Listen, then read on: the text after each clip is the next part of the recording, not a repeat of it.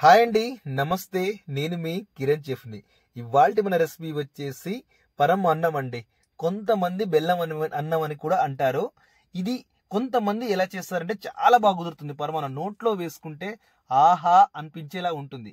కానీ మరి కొంతమంది ఎక్కడో చేస్తారు, అన్ని వేస్తారు, కానీ కొన్ని పాలు పలగడం వల్ల పోతుంది. ఎందుకంటే బెల్లానికి పాలకు అనేది ఎప్పుడు కుదరదండి, పగిలిపోతూనే ఉంటాయి.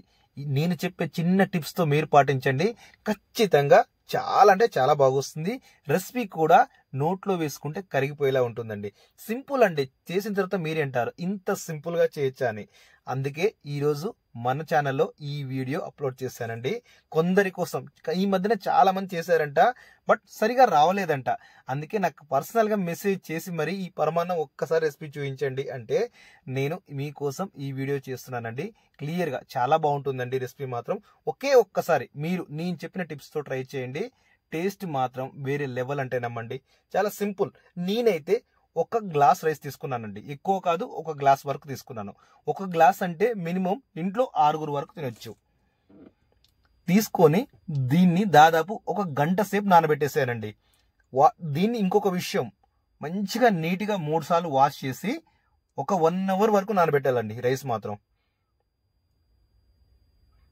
తర్వాత కొంచెం ఒక బెల్లం గడ్డ తీసుకొని, బెల్లం గడ్డ నేను చెప్పిన స్టైల్లో కట్ చేసుకోండి. మీకు ఇలా ఈ స్టైల్లో కట్ చేస్తే మీకు మళ్ళీ పాకం పడాల్సిన అవసరం ఉండదు.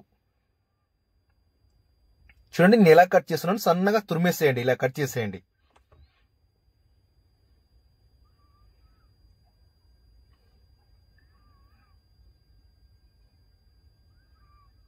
ఇలా కట్ చేసిన తర్వాత ఒక బౌల్లో పెట్టుకోండి. తర్వాత కొంచెం నెయ్యి వేసి, 1 టేబుల్ స్పూన్ నెయ్యి వేసి డ్రై ఫ్రూట్స్ వేడి చేసేయండి. అందులో కొంచెం బాదం, కొంచెం కాజు ఉందండి, కొంచెం ఎండు ద్రాక్ష, ఈ 3 వేడి చేసేయండి. మీరు డ్రై ఫ్రూట్స్ అనేది ఎన్ని కావాలో తీసుకోవచ్చు అండి, మీ ఇష్టం అండి. డ్రై ఫ్రూట్స్, నెయ్యి అనేది మనం పరమాన్నంలో ఎంతైనా వేసుకోవచ్చు. తర్వాత ఒక రైసు, ఇప్పుడు ఏం చేస్తారంటే రైస్ ఉడకబెట్టుకోండి. ఒక చిన్న బౌల్ తీసుకొని ఉడకబెట్టుకోండి. వాటర్ పోసేసి ఉడకబెట్టేసేయండి. 1 గ్లాస్కు 3 గ్లాసుల వరకు పోసుకోవాలండి, వాటర్ కానీ పాలు కానీ. తర్వాత దాంట్లో 1 or 2 ఇంత దొడ్డుప్పు వేసుకోండి. కొంచెం ఉందా లేదా అనే విధంగా దొడ్డుప్పు వేసుకోండి. ఇప్పుడు రైసు అనేది మెత్తగా ఉడకాలండి. చూడండి మొత్తం అంతా దగ్గరికి అయిపోయింది, రైస్ వాటర్ అంతా దగ్గరికి పోయింది. ఈ లోపు మీరు ఏం చేస్తారంటే కొన్ని పాలు తీసుకొని పాలు వేడి పెట్టుకోండి. పాలు ఒక సైడ్ వేడి పెడుతూనే ఉండండి. ఇప్పుడు మనదైతే ఇప్పుడు బెల్లం ఉంది కదండి, బెల్లం డైరెక్ట్ వేసుకోవచ్చు, నో ప్రాబ్లం. మనం పాకం పడాల్సిన అవసరం లేదు. కొంతమంది అంటే ఆలోచన ఏంటంటే కొంతమంది అంటే బెల్లంలో ఏదో కొన్ని చెత్త ఉంటుంది కాబట్టి పడుతున్నాం అంటారు, కానీ లేదండి, మంచి బెల్లం అయితే నో ప్రాబ్లం, మనం డైరెక్ట్గా వేసుకోవచ్చు. ఈ పాలలో కొంచెం మనం ఎలాచి, ఒక 5 ఎలాచి వరకు దంచి అందులో వేసేసామండి. ఇప్పుడు పాలు వేరు, బెల్లం కరిగింది కాబట్టి పాలు అనేది పలగవండి. అసలు మెయిన్ ఇక్కడే దెబ్బ కొడుతుంది.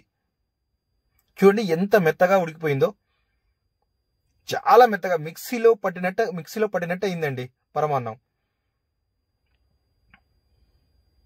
చాలా పర్ఫెక్ట్గా వచ్చింది. ఇప్పుడు ఈ లోపు పాలు కూడా మంచిగా వేడి అవుతాయి, పొంగొస్తాయి. ఇప్పుడు ఈ పాలని ఇందులో మనం పోసేయాలండి.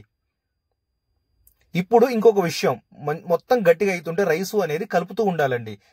కలపలేదంటే మళ్ళీ అడుగు పట్టి మళ్ళీ బ్లాక్ స్మెల్ అనేది వస్తుందండి, మనకు ఆటోమేటిక్గా మాడిపోయిన స్మెల్ అనేది వస్తుంది. కాబట్టి మీరు కలుపుతూ ఉండాలి. తర్వాత పాలు మాత్రం మరీ చిక్కడి కాకుండా కొంచెం వాటర్ కలిపి యాడ్ చేసి ఇప్పుడు ఇందులో పాలు పోసేయాలండి. అంతే, పరమాన్నం అనేది అయిపోయిందండి. ఎంత సింపుల్గా అయిపోయింది చూడండి రెసిపీ. మనము బెల్లం కూడా లిమిట్లో వేసుకోవాలండి. 1 గ్లాస్కు గ్లాస్న్నర బెల్లం అలా వేయకూడదు ఎప్పుడైనా సరే, కానీ అది చాలా స్వీట్ వస్తుంది, టేస్ట్ కూడా బాగా రాదు. 1 గ్లాస్ పోసామంటే ఒక 30 అర గ్లాస్ వరకే మనం బెల్లం అనేది వేసుకోవాలి, అంతేనండి. తర్వాత దీంట్లో డ్రై ఫ్రూట్స్ వేసేసి ఇలా కలిపితే సరిపోతుందండి. నెయ్యి అంటే మీ ఇష్టం అండి, అంటే కొందరు ఎక్కువ తింటారు, కొందరు తక్కువ తింటారు, ఇంతే. చాలా సింపుల్ రెసిపీ అండి. పాలు పగలవు, టేస్ట్ వస్తుంది. మనం దీంట్లో ఎక్కువ కూడా ఏమీ వేయలేదు, ఏది వేయాలో అదే కరెక్ట్గా యూజ్ చేసామండి. దీంట్లో కొంతమంది శనగపప్పు కూడా వేస్తారు. అది కూడా ఆ స్టైల్లో కూడా మీరు చేసుకోవచ్చు, నో ప్రాబ్లం, ఎలాగైనా చేసుకోవచ్చు. కానీ పాలు పలక్కుండా మంచి టేస్ట్ వచ్చే విధానం అంటే ఇదేనండి. చూడండి ఎంత పర్ఫెక్ట్గా అయిపోయిందో. చాలా చాలా సింపుల్ అండి. ఓకేనండి, చాలా థ్యాంక్ యూ. లైక్ చేయండి వీడియో నచ్చితే. ముఖ్యంగా కొత్తగా చూస్తున్న వాళ్ళైతే సబ్స్క్రైబ్ మర్చిపోవద్దండి, ఎందుకంటే మీకు అన్ని విధాలుగా యూజ్ అయ్యే ఛానల్ అండి.